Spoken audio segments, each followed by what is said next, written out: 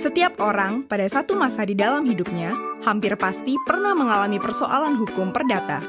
Mulai dari hutang yang tidak dibayar, barang yang tidak sesuai dengan pesanan, rusaknya barang oleh seseorang, dan lain sebagainya. Terkadang, dalam beberapa kasus, kita tidak mendapatkan penyelesaian yang memuaskan. Misalkan, dalam hal barang yang kita beli tidak sesuai pesanan. Biasanya, bentuk penyelesaiannya adalah pengembalian atau penukaran barang atau juga pengembalian uang. Padahal, dalam beberapa kasus, kita sangat membutuhkan barang itu untuk satu pekerjaan lain, sehingga menimbulkan kerugian yang besar dan tidak bisa ditutupi hanya dengan penukaran barang dan pengembalian uang. Dalam menghadapi hal itu, biasanya kita menghadapi dua pilihan. Pertama, pasrah dengan situasi yang dihadapi. Kedua, mengajukan persoalan tersebut ke pengadilan. Bagi sebagian besar dari kita, menempuh jalan ke pengadilan bukanlah suatu pilihan. Kita segera membayangkan proses yang rumit, biaya yang besar yang harus keluar, dan waktu yang lama. Bahkan, di masyarakat kita, ada sebuah anekdot tentang proses pengadilan yang bilang bahwa bersengketa di pengadilan ibarat memperebutkan kambing, namun bisa kehilangan sapi. Sehingga, bagi sengketa dengan nilai yang tidak terlalu besar, kita cenderung bersikap pasrah dan menerima bentuk penyelesaian sekalipun penyelesaian itu tidak adil. Menyadari hal tersebut, Mahkamah Agung telah mengeluarkan alternatif penyelesaian sederhana yang dinamakan Tata Cara Penyelesaian Gugat Sederhana, atau sering disebut Acara Gugatan Sederhana. Acara Gugatan Sederhana dibentuk berdasarkan Peraturan Mahkamah Agung Nomor 2 Tahun 2015 tentang Tata Cara Penyelesaian Gugatan Sederhana. Pada intinya, peraturan ini memangkas prosedur acara perdata, membatasi waktu penyelesaian perkara perdata sampai 25 hari, dan melakukan proses secara sederhana. Namun demikian, acara gugatan sederhana tersebut hanya diperuntukkan bagi perkara-perkara perdata yang memenuhi beberapa persyaratan, yaitu 1.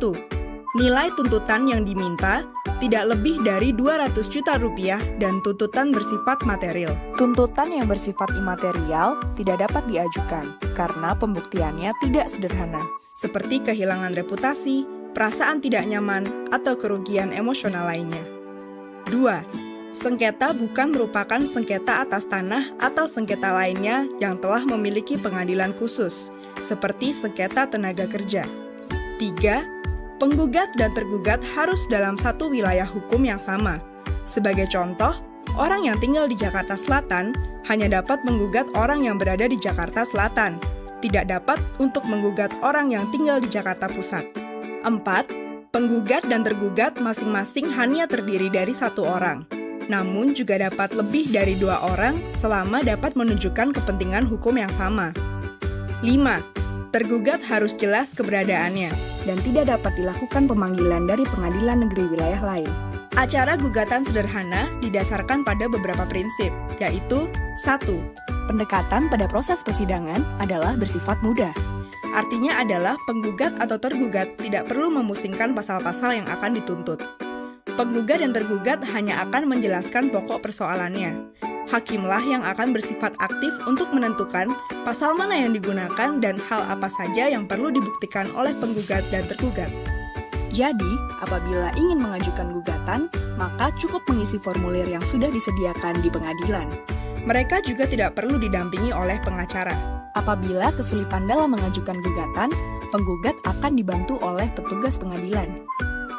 2. Waktu penyelesaian yang cepat. Salah satu tujuan dari acara gugatan sederhana adalah untuk mempersingkat waktu. Pada gugatan acara perdata, waktu penyelesaian rata-rata adalah kurang lebih 450 hari dari tingkat pertama sampai dengan Mahkamah Agung. Acara perdata dapat melalui 3 tingkat pengadilan. Pertama, di pengadilan negeri, kedua, tingkat banding pada pengadilan tinggi, dan ketiga, tingkat kasasi pada Mahkamah Agung. Pada acara gugatan sederhana, penyelesaian perkara hanya melalui 2 tingkat pada level pengadilan negeri.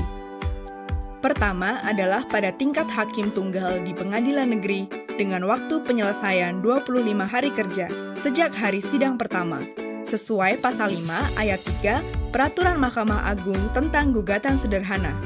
Pada tahapan ini, persidangan akan dilaksanakan oleh hakim tunggal yang memimpin dan memutuskan perkara.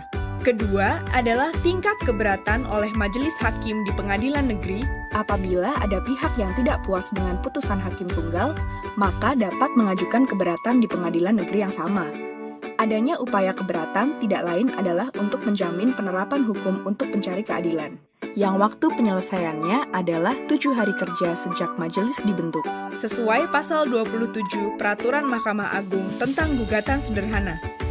Pada tahapan ini, perkara akan diperiksa ulang oleh majelis hakim, yang terdiri dari 3 orang hakim, tanpa memeriksa ataupun meminta keterangan tambahan dari para pihak. Tingkat keberatan pada pengadilan negeri adalah upaya hukum yang terakhir dan final. Para pihak tidak dapat mengajukan upaya hukum lainnya ke pengadilan tinggi ataupun ke Mahkamah Agung. Secara umum, keseluruhan proses dari pendaftaran hingga putusan dalam upaya keberatan akan berlangsung selama 58 sampai 60 hari kerja.